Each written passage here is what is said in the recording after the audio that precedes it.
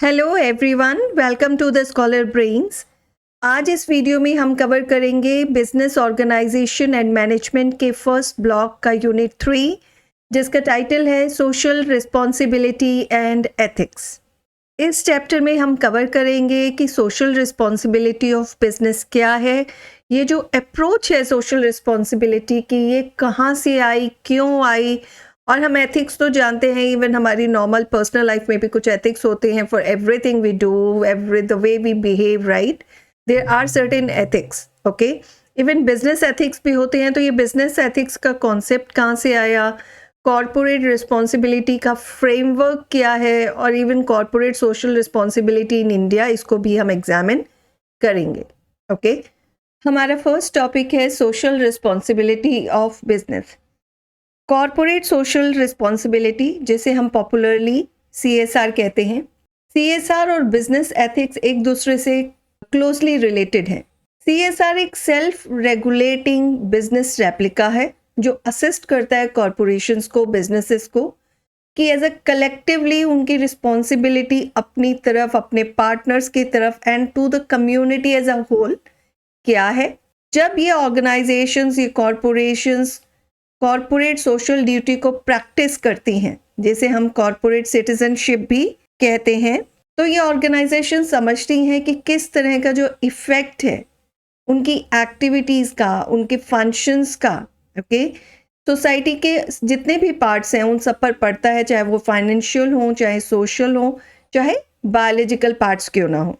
CSR में, corporate social responsibility में, एक ऑर्गेनाइजेशन जब फिट होती है तो इसका मतलब ये है कि जो वो ऑर्गेनाइजेशन है वो सिर्फ अपने मेन मोटिव जो प्रॉफिट जनरेट करना है सिर्फ उसके लिए ही नहीं काम करती।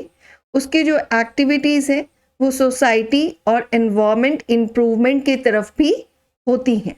जब ये परसेप्शन समझ में आ जाता है ऑर्गेनाइजेशंस को कि CSR कितना इम्पॉर्टेंट है, उसके लिए क्या क्या करना चाहिए, तो उसे ही आता है कि बिजनेस एथिक्स भी कुछ होते हैं। कुछ तो एथिक्स होंगे ना जिन्हें आप फॉलो करोगे उन CSR तक पहुंचने के लिए, उस मॉडल में फिट होने के लिए, ओके।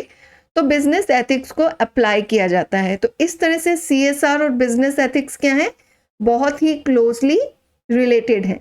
कॉर्पोरेट रिस्पॉन्सिबिलिटी कुछ सालों में बहुत इवॉल्व होकर आई है। According to the concept of social responsibility, managers जब डिसीजंस लेते हैं बिजनेस से रिगार्डिंग, तो उनका ऑब्जेक्टिव सिर्फ एक ही नहीं होना चाहिए कि उन्हें प्रॉफिट्स को मैक्सिमाइज करना है या शेयर होल्डर्स की वैल्यू को मैक्सिमाइज करना है।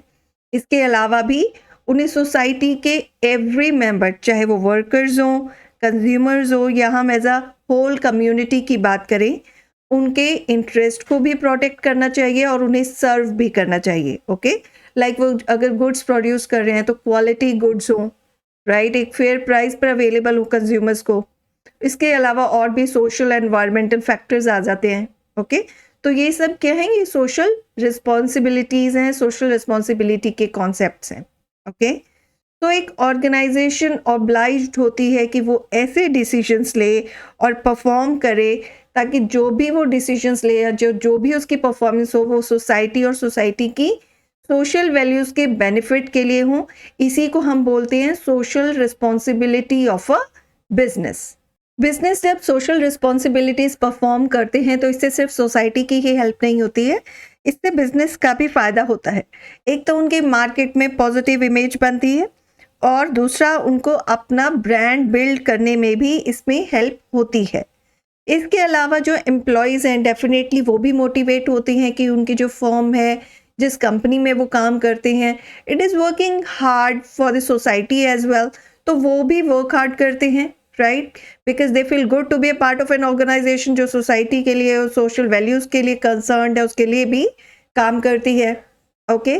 और सोशल रिस्पॉन्सिबिलिटी को हम बिजनेसेस में कॉर्पोरेट सोशल रिस्पॉन्सिबिलिटी भी कहते हैं, ओके। CSR शॉर्ट में जिसे हम बोलते हैं। तो अगर हम डेफिनेशन की बात करें CSR की, तो कॉर्पोरेट सोशल रिस्पॉन्सिबिलिटी की डेफिनेशन कहती है कि ये एक कंटिन्यूइंग कमिटमेंट है, हमेशा के लिए नहीं, आज हम कर रहे हैं कल नहीं करेंगे। ये एक कंटिन्यूइंग कमिटमेंट है बिजनेसेस की कि वो एथिकली बिहेव करेंगे, इकोनॉमिक डेवलपमेंट के लिए कंट्रीब्यूट करेंगे, और जो उनका वर्क फोर्स है, मीन्स उनके एम्प्लॉयज़, उनकी फैमिलीज़, कम्युनिटी की बात करें, एज अ होल सोसाइटी की बात करें, तो उनकी इम्प्रूवमेंट में भी हेल्प करेंगे। ओके, CSR की डेफिनेशन अलग अलग कंट्रीज में डिफरेंट है। एग्जाम्पल के तौर पर घाना की बात करें तो CSR उनके अकॉर्डिंग एक सस्टेनेबल लाइवलीहुड के लिए कैपेसिटी बिल्डिंग है। यह कल्चरल डिफरेंसेस की रिस्पेक्ट करती है, एम्प्लॉयज, कम्युनिटी और इवन गवर्नमेंट के स्किल बिल्डिंग के लिए बिजनेस अपॉर्चुनिटीज को ढूंढती है। सो ओवरऑल मोटिव वही है, बट डिफरेंट वे में डिफरेंट डेफिनेशंस कंट्रीज ने दी हैं। अगर वहीं हम फिलीपींस की बात करें तो वो कहते हैं कि CSR का मीनिंग है उनके लिए कि business is giving back to society. Means business earn करता है, सोसाइटी से प्रॉफिट अर्न करता है, चाहे सर्विसेज देके करता हो, चाहे गुड्स प्रोवाइड करके करता हो, कैसे भी करता है, but you maximise your profits even from the society. Increase भी वहीं से होते हैं, तो you have a responsibility to give back to the society as well, right.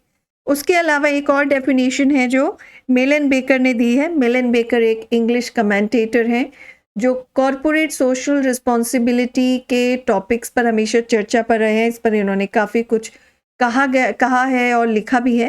Okay, Milan baker के अकॉर्डिंग CSR का मतलब है कि कंपनीज किस तरह से अपने बिजनेस प्रोसेसेस को मैनेज करें सो दैट बिजनेस का जो ओवरऑल इम्पैक्ट है सोसाइटी पर वो एक पॉजिटिव इम्पैक्ट हो। ऑर्गेनाइजेशंस में कई तरह की एक्टिविटीज़ होती हैं। CSR के नज़रिए से ऑर्गेनाइजेशंस में होने वाली सभी एक्टिविटीज़ में से 2 एक्टिविटीज़ के लिए ऑर्गेनाइजेशंस का आंसरेबल होना बहुत ज़रूरी है। फर्स्ट है नेचर ऑफ देयर एडमिनिस्ट्रेशन। उनके जो एडमिनिस्ट्रेशन है उसका नेचर क्या है, चाहे हम इंडिविजुअल्स की बात करें जैसे कि मैनेजर्स, या हम बिजनेस के इंटरनल प्रोसीजर्स की बात करें। Second is nature and amount of their effect on society. Means उन एक्टिविटीज़ का किस तरह से और कितना इफेक्ट पड़ रहा है सोसाइटी की डिफरेंट जोन्स पर। तो जब हम इन चीज़ों को एनालाइज करते हैं और हमें पता चलता है किस तरह की एक्टिविटीज़ हो रही हैं, उसका इफेक्ट क्या पड़ रहा है सोसाइटी पर, पॉजिटिव इम्पैक्ट क्या है, नेगेटिव इम्पैक्ट क्या है, वो नेगेटिव इम्पैक्ट है तो क्यों है, उसे कैसे हम नलीफाई कर सकते हैं या रिड्यूस कर सकते हैं, तो वहाँ से एवोल्यूशन होता चला गया कॉरपोरेट सोशल रिस्पॉन्सिबिलिटीज़ का, बिजनेस एथिक्स का। ओके, हमारा नेक्स्ट टॉपिक है approaches to social responsibility. Social responsibility suggest करती है कि कोई भी एंटिटी क्यों ना हो, बी इट अ बिजनेस और एन इंडिविजुअल, सबकी रिस्पॉन्सिबिलिटी है कि वो सोसाइटी में बेनिफिट के लिए काम करें। सोशल रिस्पॉन्सिबिलिटी अपने आप में एक ड्यूटी है जिसे हर एक इंडिविजुअल को निभाना पड़ता है सो दैट फाइनेंशियल सिस्टम और इकोसिस्टम के बीच में जो बैलेंस है हम उसे बना सकें। आजकल क्या हो रहा है, ग्रीन हाउस इफेक्ट कहाँ से आया, जब हम बिजनेस करते गए, रिसोर्सेज भी यूज़ करते गए, तो क्या हो रहा है आजकल, हमने आफ्टर इफेक्ट को तो ध्यान नहीं दिया, एनवायरमेंटल रिस्पॉन्सिबिलिटी को नहीं समझा, सोशल रिस्पॉन्सिबिलिटी को नहीं समझा, तो उसके इतने सालों बाद आफ्टर इफेक्ट्स अब सामने आ रहे हैं, राइट। अब उन पर ध्यान दिया जा रहा है। ओके, तो फाइनेंशियल सिस्टम को तो संभालना ही है बिजनेसेस ने, बिकॉज डेफिनेटली उनका मोटिव ही होता है फंड्स को जनरेट करना, प्रॉफिट को जनरेट करना, लेकिन उसके साथ साथ फाइनेंशियल सिस्टम के साथ साथ इकोसिस्टम को बैलेंस करना भी उनकी एक रिस्पॉन्सिबिलिटी है। ओके, अगर हम ट्रेडिशनल व्यू की बात करें तो पहले यही माना जाता था कि बिजनेस का मेन ऑब्जेक्टिव क्या है, प्रॉफिट बनाना। ये एक cash focused point of view था कि बिजनेस के जो मोरल्स हैं, जो उसका मेन ऑब्जेक्टिव है, वो बहुत इंपॉर्टेंट है, नेसेसरी है। ओके, लेकिन उसके साथ साथ कुछ मोरल डिफिकल्टीज सामने आने लगी, क्योंकि रेवेन्यू का जो बैटल है वो तो कंटिन्यू है। आप अपने कंपेटिटर से तो आपको compete करते ही रहना पड़ता है अपने प्रॉफिट्स को जनरेट करने के लिए, लेकिन उसके साथ साथ मार्केट के कंपटीशन के साथ साथ इंटरनल कॉम्पिटिशन्स और भी कई तरह के प्रेशर्स उनके सामने आने लगे।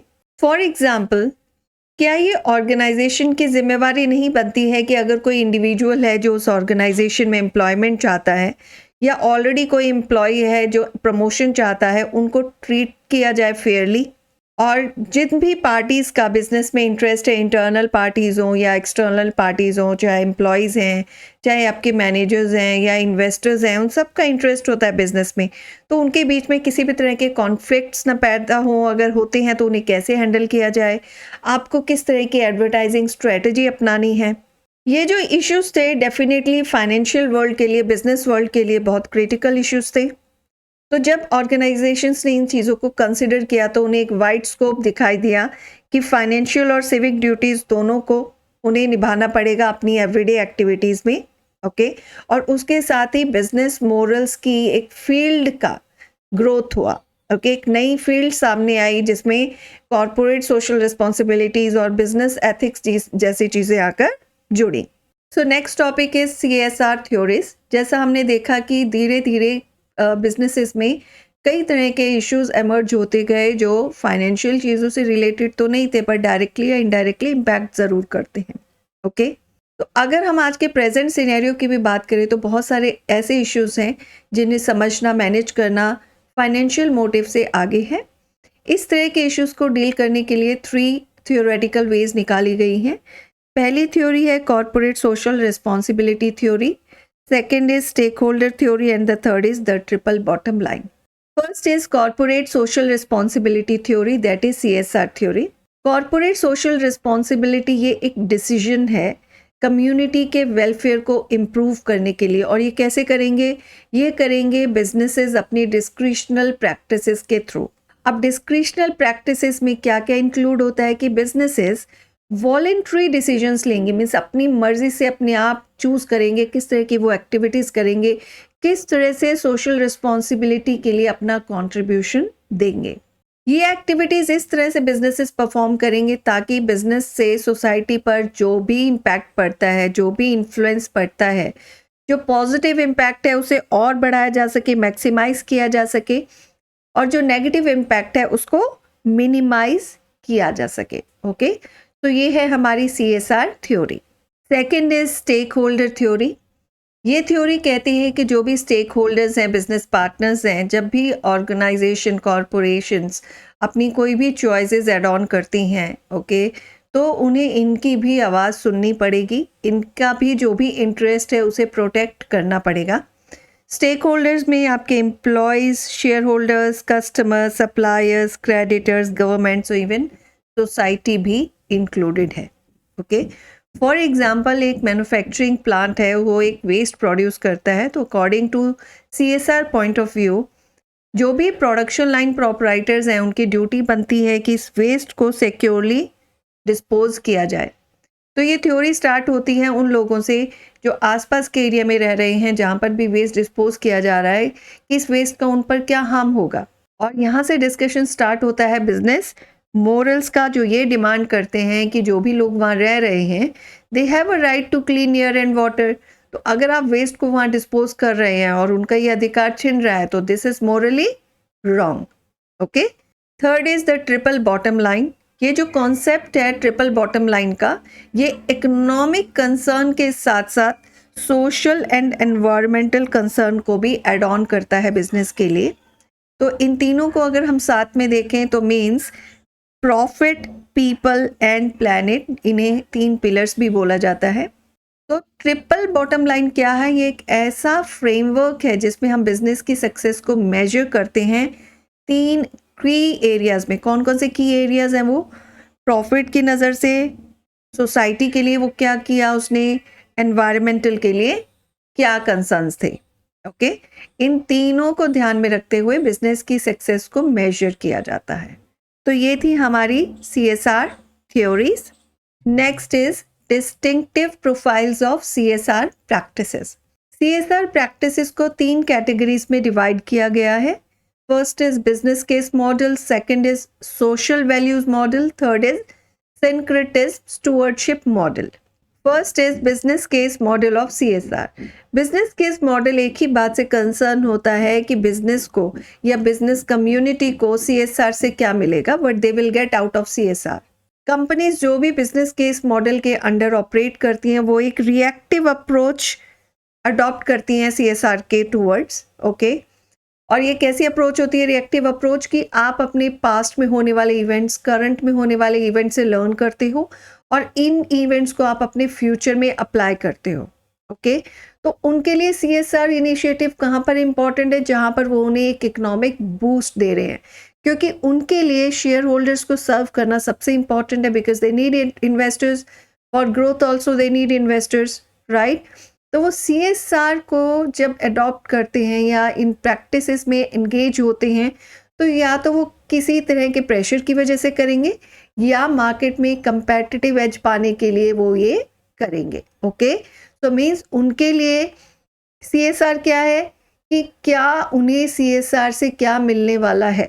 अगर उन्हें एक पॉजिटिव इम्पैक्ट मिलता है, उनकी इकोनॉमिक ग्रोथ होती है, तो वो उन इनिशिएटिव्स को डेफिनेटली लेते हैं।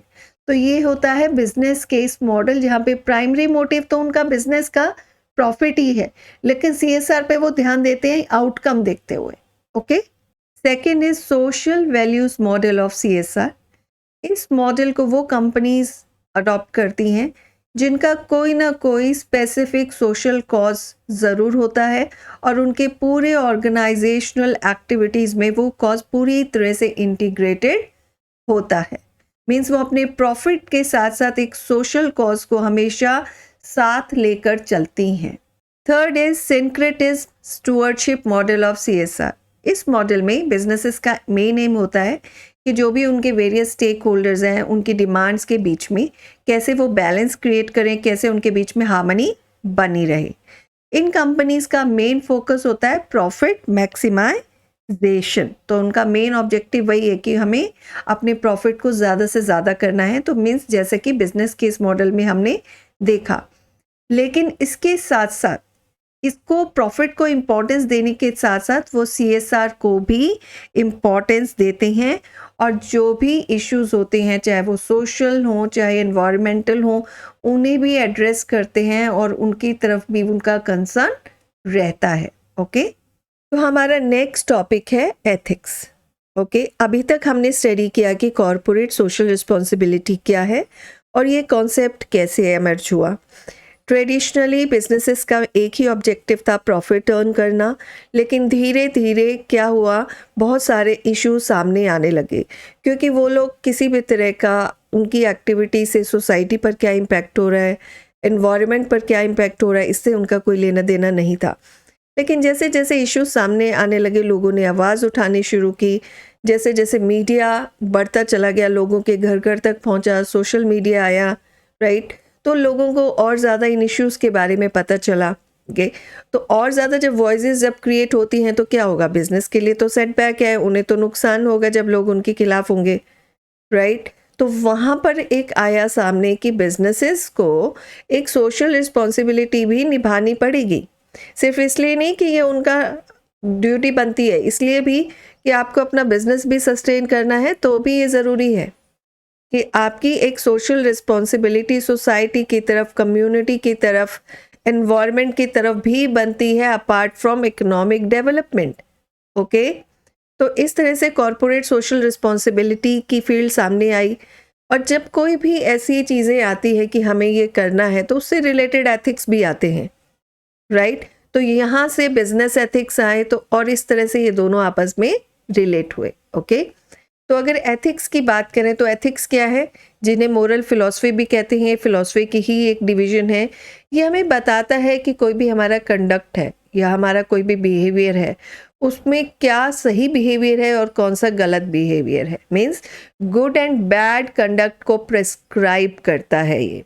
एथिक्स वर्ड एक ग्रीक वर्ड इथॉस से लिया गया है, जिसका मीनिंग है कैरेक्टर। सो एथिक्स क्या है, ये रेगुलेशंस हैं, ये वो रूल्स हैं जो हमें ये सिखाते हैं कि क्या सही है और क्या गलत है। एथिक्स को 3 कैटेगरीज में डिवाइड किया गया है, Meta ethics, normative ethics and applied ethics. Meta ethics की बात करें तो मेटा एथिक्स में क्या होता है कि हम एथिक के नेचर के बारे में बात करते हैं, उसकी रीजनिंग के बारे में बात करते हैं। मीन्स इस एथिक का नेचर क्या है, कहाँ से आया है, क्यों आया है, इसका रीज़न क्या है। अगर हम किसी चीज़ को गुड कह रहे हैं तो क्यों कह रहे हैं, बैड कह रहे हैं तो क्यों कह रहे हैं। मीन्स ये गुड और बैड का मीनिंग डिफाइन करता है एक पर्टिकुलर सिनेरियो में आपका जो बिहेवियर होना चाहिए उससे रिलेटेड। लेकिन ये हमें ये नहीं बताता है कि what we can do what we can not do. Okay, means metaethics ये तो बता रहा है कि ओके ये गुड है ये बैड है, लेकिन हमें अगर बैड है तो कैसे इसे सही करना है या हमें सही ही कंडक्ट कैसे करना है वो नहीं बताता है। ओके, तो एक तरह से ये सिर्फ प्रिंसिपल्स को लेड आउट करता है। ऑलराइट, और उसके पीछे के सिनेरियोज कहाँ है, कहाँ से आए हैं ये प्रिंसिपल्स, कहाँ से आए हैं ये एथिक्स, कहाँ से डेवलप हुए, इनका जन्म कहाँ से हुआ, कहाँ से बॉर्न हुए हैं, किन सिनेरियोज को देखते हुए इन एथिक्स को अप्लाई किया गया है, वो नहीं आता है इसमें। ओके, सेकंड आते हैं नॉर्मेटिव एथिक्स। नॉर्मेटिव एथिक्स का मतलब है नॉर्म्स, मीन्स रूल्स। तो ये हमें बताते हैं what we can do and what we can not do, कि क्या करना है क्या नहीं करना है, क्योंकि ये हमारे बिहेवियर को प्रिस्क्राइब करते हैं कि हमें किस तरह से किसी भी एक पर्टिकुलर सिनेरियो में, किसी भी एक पर्टिकुलर कंडीशन में, किसी भी एक पर्टिकुलर एक्टिविटी में कैसे हमें बिहेव करना है या कैसे रिएक्ट करना है या किन एथिक्स को फॉलो करना है। तो इसलिए इन्हें प्रिस्क्रिप्टिव एथिक्स भी कहा जाता है। थर्ड आते हैं हमारे अप्लाइड एथिक्स। ह्यूमन एक्टिविटीज़ अलग अलग डोमेन्स में वर्क करते हैं, राइट। अब ये जो डिफरेंट डोमेन्स हैं इनके लिए एक सेम एथिक तो नहीं हो सकता। तो अप्लाइड एथिक्स क्या करता है, अलग अलग डोमेन्स के लिए जितनी भी अलग अलग ह्यूमन एक्टिविटीज़ होती हैं उनके लिए एक क्राइटेरिया डिफाइन करता है कि उसमें किसी भी तरह के इश्यूज अगर आते हैं उस पर्टिकुलर डोमेन में तो हमें उन्हें कैसे मैनेज करना है। तो मीन्स ये डे टू डे होने वाली एक्टिविटीज़ पर बेस होता है, डिफरेंट डोमेन्स पर बेस होता है। जैसे अगर हम वर्क प्लेस की बात करें, वर्क प्लेस पर हमारा अलग अलग कंडक्ट हो सकता है, एक बिजनेस फील्ड में अलग हो सकता है। दो तरह की फील्ड्स हैं, उनमें अलग अलग तरह का कंडक्ट होगा, सेम तो ज़रूरी नहीं है ना। हर फील्ड में एक ही तरह के एथिक्स ज़रूरी तो नहीं है फॉलो होंगे। ओके, लीगल फील्ड के एथिक्स अलग होंगे, पॉलिटिक्स के अलग होंगे, राइट। तो एथिकल थ्योरीज जो भी हैं उनको ये रियल लाइफ सिचुएशंस में अप्लाई करता है। इसका जो जन्म हुआ या हम ये कह सकते हैं कब ये बढ़कर आई, अप्लाइड एथिक्स कब ज़्यादा सामने आई, तो ये late 1960s and mid 1970s में ये ज़्यादा सामने आई लोगों के और बिजनेसेस के कि उन्हें अप्लाइड एथिक्स को अलग अलग डोमेन्स में कैसे अपनाना है। आज के टाइम में ये एक बहुत ही फ्लोरिशिंग फील्ड है। इसके ऊपर बहुत सारी बुक्स, बहुत सारी साइट्स हमें मिल जाएंगी जो हमें बताती हैं बिजनेस एथिक्स क्या है, कंप्यूटर एथिक्स क्या है, इंजीनियरिंग एथिक्स क्या है। सो सी डिफरेंट डोमेन्स के लिए डिफरेंट टाइप्स ऑफ एथिक्स हैं, उन्हीं को हम बोलते हैं applied ethics. Next is business ethics. So business ethics क्या है, ये वो मोरल प्रिंसिपल्स हैं जो कोई भी बिजनेस एक्टिविटी को गवर्न करते हैं in relation to society. Means कोई भी बिजनेस एक्टिविटी को कैसे कंट्रोल करना है ताकि उसका इम्पैक्ट सोसाइटी पर गलत ना पड़े। बिजनेस एथिक्स हमें ये सजेस्ट करते हैं कि किस तरह से हमें बिजनेस को रन करना है ताकि वो मोरली जस्टिफाइड हो। मीन्स एक्टिविटीज़ की वजह से, बिजनेस एक्टिविटीज़ की वजह से, बिजनेस ऑपरेशंस की वजह से किसी को भी हार्म ना पहुंचे, चाहे वो बिजनेस के एम्प्लॉयज़ क्यों ना हो, चाहे वो कम्युनिटी क्यों ना हो, ओके, चाहे वो एज अ नेशन की बात करें या एनवायरनमेंट की बात करें।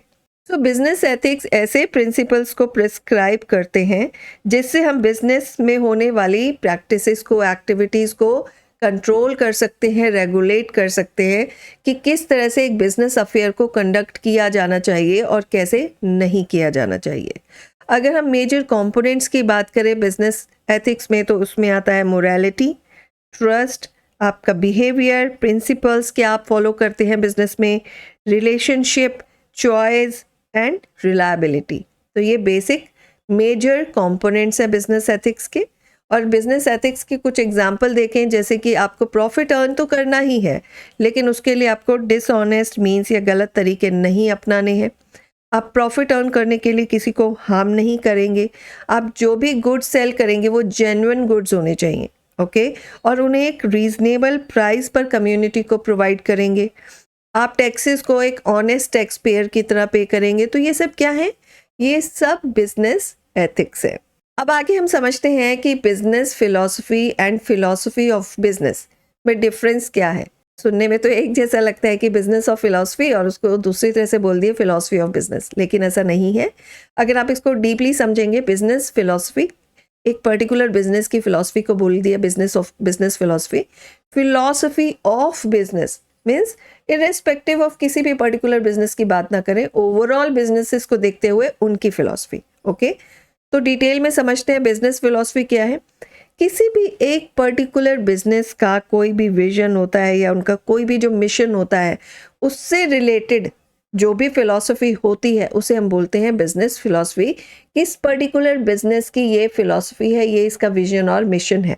मीन्स ये बिजनेस फिलॉसफी किसी भी एक पर्टिकुलर बिजनेस का वाई को एक्सप्लेन करता है कि क्यों है ये बिजनेस, राइट, क्या करना चाहता है, विजन क्या है इसका, मिशन क्या है इसका, और इसके पीछे की मेन ड्राइविंग फोर्स क्या है। ओके, तो बिजनेस फिलॉसफी किसी एक पर्टिकुलर बिजनेस के बारे में ही बात करती है।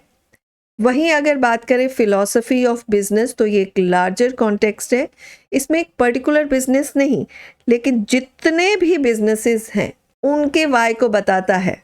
ओके, कि वो एक पर्टिकुलर टाइप का बिजनेस नहीं है, जितने भी बिजनेसेस हैं वो क्यों हैं। मीन्स हर डिसिप्लिन जो एग्जिस्ट करता है, हर टाइप का बिजनेस जो एग्जिस्ट करता है, क्योंकि बिजनेसेस में तो अलग अलग वेराइटीज होती हैं, अलग अलग टाइप्स होते हैं। ओके, कोई अगर मान लीजिए मैन्युफैक्चरिंग में है, ओके, कोई प्रोडक्शन में है, तो अलग अलग बिजनेसेस हैं। तो अगर हम हर डिसिप्लिन की बात करें तो उन सबसे जुड़े हुए एथिकल फ्रेमवर्क्स को ओवरऑल ये अंडरलाइन करता है।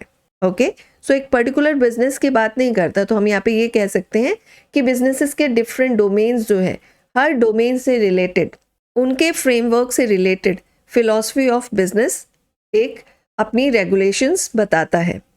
जब भी एक फिलॉसफी को किसी डिसिप्लिन में अप्लाई किया जाता है तो उसे बोलते हैं अप्लाइड फिलॉसफी। इसीलिए फिलॉसफी ऑफ बिजनेस का दूसरा नाम है अप्लाइड फिलॉसफी। ओके, तो इस तरह से ये जो फिलॉसफीज हैं, चाहे बिजनेस फिलॉसफी हो एक पर्टिकुलर बिजनेस से रिलेटेड, या हम फिलॉसफी ऑफ बिजनेस की बात करें लार्ज कॉन्टेक्स्ट में सभी बिजनेसेस के बारे में, एथिक्स की बात करें, तो ये अंडरलाइन करते हैं कि ओके, इस तरह के एथिक्स आपके होने चाहिए ताकि आप अपनी कॉरपोरेट सोशल रिस्पॉन्सिबिलिटीज़ को भी निभा सकें। ओके, सो कॉरपोरेट सोशल रिस्पॉन्सिबिलिटी के बेनिफिट्स क्या है। First is better brand recognition. अगर सोसाइटी की तरफ आप कंसर्न हो तो डेफिनेटली आपकी ब्रांड वैल्यू भी बढ़ती है। हर कोई इस चीज़ को आजकल ध्यान देता है कि ओके, एक पर्टिकुलर बिजनेस किस तरह से वर्क करता है, सिर्फ अपने लिए सोचता है या ओवरऑल कंसर्न दिखाता है, राइट। एक पॉजिटिव बिजनेस रेपुटेशन भी बनती है, इन्वेस्टर्स भी ज़्यादा इंटरेस्टेड होंगे अगर आपकी एक ब्रांड रिकग्निशन होगी तो, राइट। इंक्रीज सेल्स होती हैं, कस्टमर लॉयल्टी आप अर्न कर सकते हो, ऑपरेशनल कॉस्ट सेविंग्स होती हैं, बेटर फाइनेंशियल परफॉर्मेंस होगी, सेल्स ज़्यादा होंगी तो फाइनेंशियल परफॉर्मेंस भी ज़्यादा ही होंगी। Okay, greater ability to attract talent and retain staff. आपके एम्प्लॉयज़ खुश हैं, उनको देखते हो और भी लोग आपके पास हायर होना चाहेंगे। आपका जो ऑलरेडी आपका स्टाफ है आप उसे रिटेन करके रख सकते हैं। बिजनेस की ग्रोथ होगी, ईजियर एक्सेस टू कैपिटल। जैसे मैंने बताया कि जो इन्वेस्टर्स हैं डेफिनेटली उनके लिए बिजनेस की रेपुटेशन बहुत मायने रखती है, उसको भी सोचकर वो पैसा लगाते हैं। किस तरह की ब्रांड वैल्यू है उस बिजनेस की, उसके कस्टमर्स कितने हैं, कितनी सेल्स इंक्रीज होती हैं, किस तरह से वो ग्रो कर रहा है, तो ये सब चीज़ें जब इंक्लूड होती हैं तो आपके लिए कैपिटल के लिए एक्सेस भी ईजी हो जाती है अगर आप इन चीज़ों को अटेन करते हैं तो। ओके, हमने फिलॉसफी ऑफ बिजनेस की बात की थी। फिलॉसफी ऑफ बिजनेस ऐसे फंडामेंटल प्रिंसिपल्स को कंसिडर करता है जो किसी भी बिजनेस एंटरप्राइज के फॉर्मेशन, ऑपरेशन, नेचर, पर्पस पर बेस्ड होते हैं। फॉर एग्जांपल, क्या बिजनेस प्रॉपर्टी इंस्टीट्यूशन है या सोशल इंस्टीट्यूशन है। प्रॉपर्टी इंस्टीट्यूशन मीन्स कि उसका ओनली मोटिव प्रॉफिट अर्न करना है। बिजनेस का सोसाइटी में रोल क्या है, उसकी मोरल ऑब्लिगेशन क्या है। तो इसके अकॉर्डिंग अगर हम देखें तो फिलॉसफी ऑफ बिजनेस के 3 इंटर रिलेटेड एस्पेक्ट्स हैं। पहला क्या है, ये देखना कि नेचर ऑफ बिजनेस क्या है। दूसरा, उसका सोसाइटी में रोल क्या है, role of business in society. Third is moral obligation towards society. Okay, अगर हम पहले की बात करें तो इन एस्पेक्ट्स का बहुत ही अलग इंटरप्रिटेशन था। तो अकॉर्डिंग टू ट्रेडिशनल इंटरप्रिटेशन अगर हम बात करें तो इन तीनों का क्या मतलब था। First is nature of business. Business एक प्रॉपर्टी इंस्टीट्यूशन था जिसका मेन मोटिव किसी भी कॉस्ट पर प्रॉफिट अर्न करना था। Business entity rest of the society से एंटायरली डिफरेंट और इंडिपेंडेंट थी। ओके, मीन सोसाइटी से उसका और किसी तरह का लेना देना नहीं था। Second is role of business in society. क्या रोल था? बिजनेस का रोल सोसाइटी में सिर्फ गुड्स और सर्विसेज प्रोवाइड कराना था और इससे प्रॉफिट अर्न करना। ओके, ऐसी कोई एक्सपेक्टेशन बिजनेस से नहीं होती थी कि वो सोशल या एनवायरमेंटल कंसर्न्स दिखाएंगे। राइट, तो ट्रेडिशनल टाइम्स में बिजनेस का मेन रोल सोसाइटी में क्या था कि गुड्स और सर्विसेज प्रोवाइड कराओ और उससे प्रॉफिट अर्न करो। बाकी कोई भी सोशल कंसर्न्स हैं या एनवायरमेंटल रिलेटेड कंसर्न्स है उसकी उनकी बिजनेस एक्टिविटी से लेकर उसका कोई लेना देना नहीं था। अगर कोई बिजनेसेस कुछ भी सोशल कॉज करते भी थे तो वो वॉलेंट्री एक्शन होता था उनका, उनके ऊपर किसी भी तरह की ऑब्लिगेशन नहीं थी। Third is moral obligation towards society. तो ट्रेडिशनल टाइम्स में किसी भी तरह की कोई भी मोरल ऑब्लिगेशन बिजनेस पर नहीं होती थी सोसाइटी की तरफ, एनवायरनमेंट की तरफ, कम्युनिटी की तरफ। ओके, नेक्स्ट टॉपिक है हमारा paradigm shift of corporate responsibility. तो ये पैराडिग्म शिफ्ट होता क्या है? इसका मतलब है किसी भी डिसिप्लिन में जो भी बेसिक कॉन्सेप्ट्स हैं या जो भी एक्सपेरिमेंटल प्रैक्टिसेस होती हैं उसमें एक फंडामेंटल चेंज आना, उसको हम बोलते हैं पैराडिग्म शिफ्ट। तो ये जो कॉर्पोरेट रिस्पॉन्सिबिलिटी थी इसमें कैसे शिफ्ट आया? तो बहुत सारे ओवर द टाइम चेंजेस हुए। ये चेंजेस बहुत सारे फैक्टर्स की वजह से हुए। इन फैक्टर्स ने एंटरप्रेन्योर्स को इन्फ्लुएंस किया टू एड्रेस बिजनेस एथिक्स। तो कौन कौन से ऐसे फैक्टर्स थे जिनका इन्फ्लुएंस हुआ? फर्स्ट था increasing influence of non government organisations, NGOs का इन्फ्लुएंस।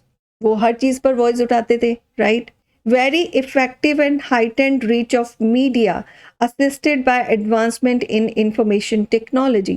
मीडिया घर घर तक पहुंच गया। इंफॉर्मेशन टेक्नोलॉजी जैसे ही एडवांस हुई तो लोगों तक इश्यूज, पूरे वर्ल्ड के कोने तक एक इशू को हाईलाइट करना इजी हो गया। ये बिजनेसेस के लिए कंसर्न हो गया। कुछ स्कैंडल्स हुए, knock on effect of corporate scandals जैसे कि एनरॉन एंड सत्यम। ये कुछ ऐसे बड़े स्कैंडल्स थे जो अकाउंट्स रिलेटेड थे, मीन्स बहुत बड़ा अकाउंटिंग फ्रॉड किया था इन लोगों ने। ओके, तो इस तरह के स्कैंडल्स सामने आए। Growth of socially responsible investment. Investors ऐसी कंपनीज में इन्वेस्ट करना पसंद करते थे जो सोशली रिस्पॉन्सिबल है, मीन्स जिनका इम्पैक्ट सोसाइटी पर पॉजिटिव पड़ता है, जिनका नेगेटिव पड़ता है उसमें वो इन्वेस्ट नहीं करना चाहते थे। चेंजिंग एम्प्लॉयज़ एक्सपेक्टेशंस, एम्प्लॉयज़ की एक्सपेक्टेशंस चेंज होने लगी। राइट, कंज्यूमर्स में अवेयरनेस आ गई, डिमांड बढ़ी। Never ending social campaigns and issues. Definitely जब मीडिया भी आगे बढ़ के आया, लोगों तक इश्यूज पहुंचने लगे, लोगों की वॉइसेस उठने लगी, एनजीओज बीच में सामने आ गई, तो कैंपेन्स शुरू हो जाते थे, इश्यूज शुरू हो जाते थे जो नेवर एंडिंग होते थे। अब उनसे अगर एक बिजनेस को बाहर आना है, अपने प्रॉफिट, उसे इकोनॉमिकल मैटर पर भी, इकोनॉमिकल फैक्टर पर भी ध्यान देना है, तो उसके साथ साथ उसके लिए इन सोशल रिस्पॉन्सिबिलिटीज़ की तरफ ध्यान देना भी इम्पॉर्टेंट हो गया। ओके, उसके साथ साथ एक एरा आया ग्लोबलाइजेशन का, जब कंपनीज अपनी कंट्री में ही नहीं ग्लोबली वर्क करने लगी, अपनी कंट्री के बाउंड्रीज से बाहर जाकर भी बिजनेसेस करने लगी, जिससे एक सोशल एक्सपेक्टेशंस चेंज हुई बिजनेसेस की तरफ।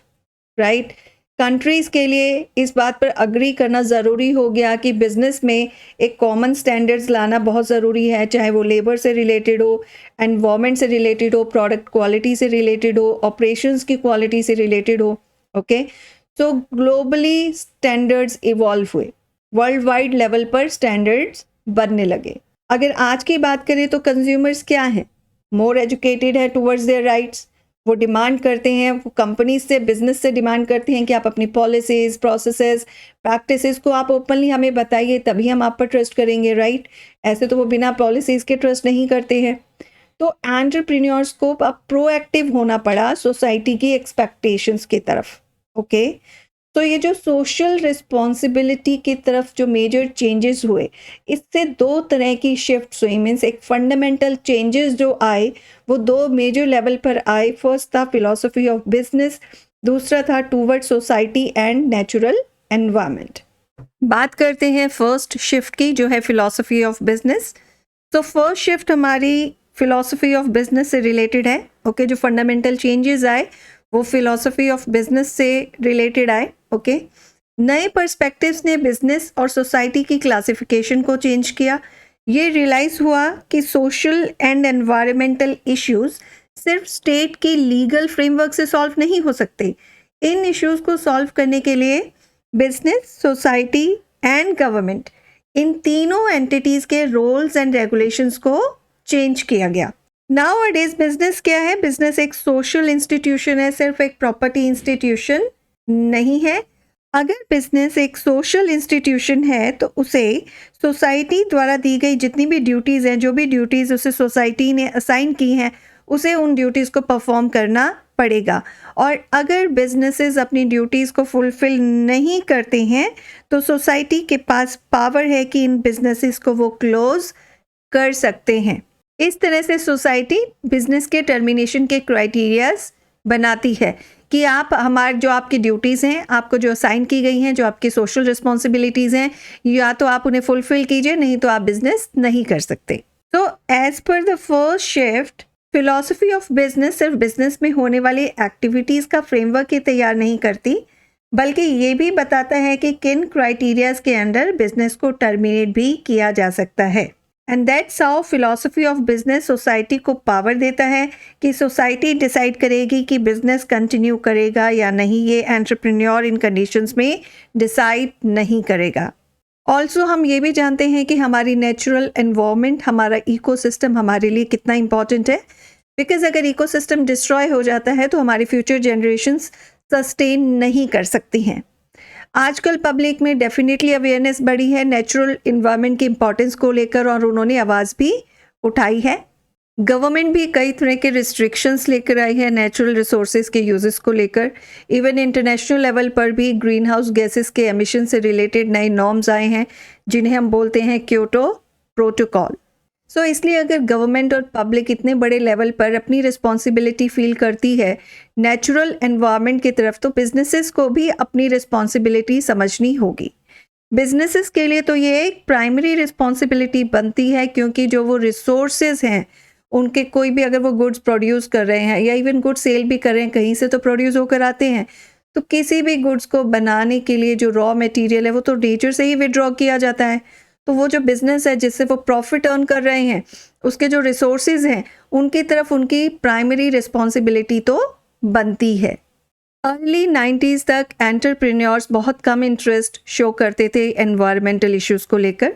इकोनॉमिक ग्रोथ के लिए एनवायरमेंटल डिग्रेडेशन को एक नेसेसरी कॉस्ट समझा जाता था। जैसे अगर किसी एंटरप्रेन्योर ने एक प्लांट लगाना है, उसे लैंड चाहिए, उसके लिए फॉरेस्ट को काट देना कि भाई इकोनॉमिक ग्रोथ है, इकोनॉमिक ग्रोथ के लिए इतना कॉस्ट तो देना ही पड़ेगा। ओके, ये समझा जाता था। लेकिन जब कुछ सालों में बहुत सारी नेचुरल क्लैमिटीज़ हुई, जैसे कि कुछ नेचुरल डिसऑर्डर्स भी हुए, जैसे हम बात करें global warming, depletion of ozone layer, green house gas effect, Asian brown cloud, और बहुत सारी अनएक्सपेक्टेड नेचुरल क्लैमिटीज़ हुई, उनकी वजह से फोकस आया एनवायरमेंटल कंसर्न्स के ऊपर। अब वर्ल्ड ने रियलाइज़ किया कि सिर्फ यही इम्पॉर्टेंट नहीं है कि लो कॉस्ट गुड्स है वो कंज्यूमर्स के लिए बना दो, बिजनेस के प्रॉफिट के लिए बना दो, उतना ही इम्पॉर्टेंट है फ्रेश वाटर, प्योर एयर और फर्टाइल लैंड को प्रिजर्व करना। तो इस तरह से जो फर्स्ट शिफ्ट आई उसका रिजल्ट क्या हुआ? एंटायरली एक नई डायमेंशन बिजनेस एथिक्स की ओपन हुई। बिजनेस एथिक्स हर लेवल पर एप्लीकेबल हैं, every level they are applicable. तो इसीलिए एडवांस में पता होना चाहिए कि एक बिजनेस जो है उसके वेरियस पार्टिसिपेंट्स कौन कौन हैं और किस तरह से वो एक दूसरे से इंटरेक्ट करते हैं। अगर हम पार्टिसिपेंट्स की बात करें तो इंटरनल भी हो सकते हैं, एक्सटर्नल भी। इंटरनल पार्टिसिपेंट्स कौन से होते हैं? आपके shareholders, employees, managers, board members. और external participants customers, suppliers, government, local community, society, ये सब क्या हैं? एक्सटर्नल पार्टिसिपेंट्स हैं।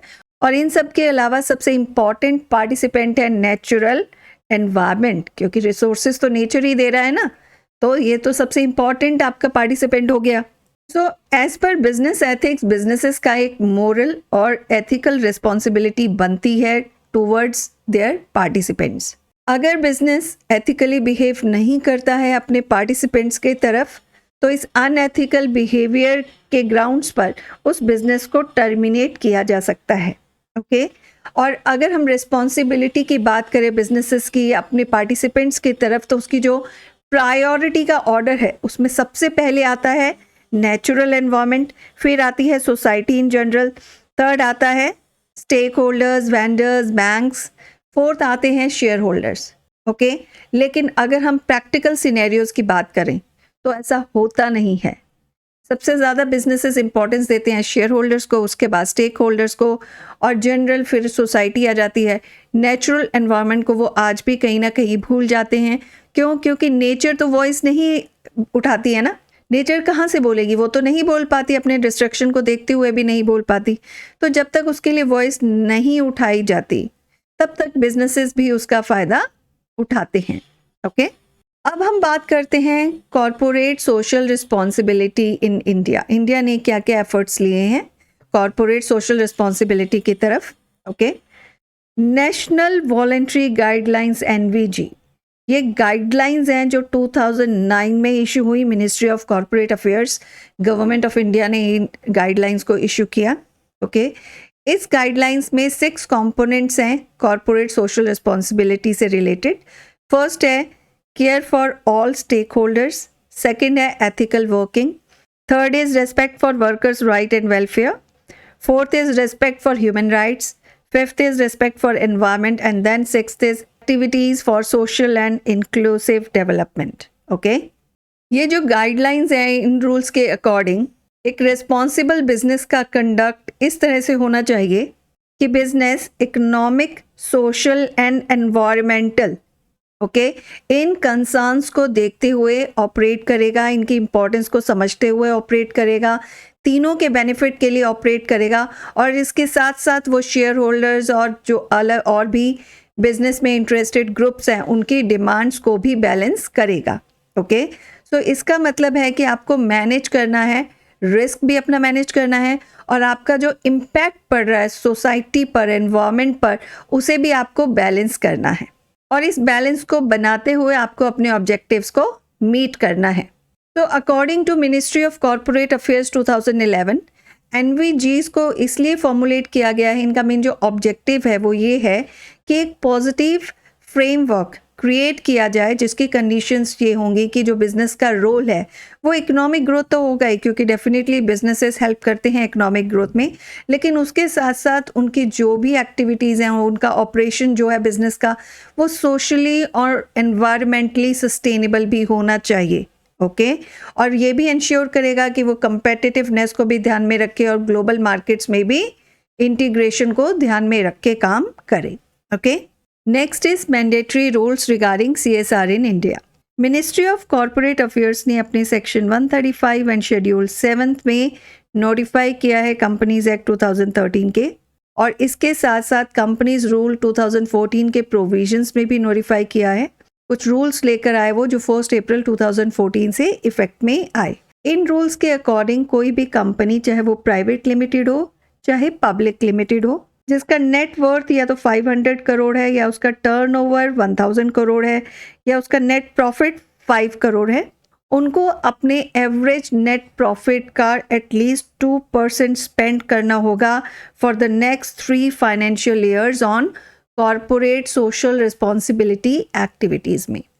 ओके किसी भी पॉलिटिकल पार्टी में अगर आप कंट्रीब्यूशन देते हो तो उसे एक CSR एक्टिविटी का कंट्रीब्यूशन नहीं माना जाएगा, सिर्फ वही एक्टिविटीज़ को अप्रूव किया जाएगा जो इंडिया में होंगी।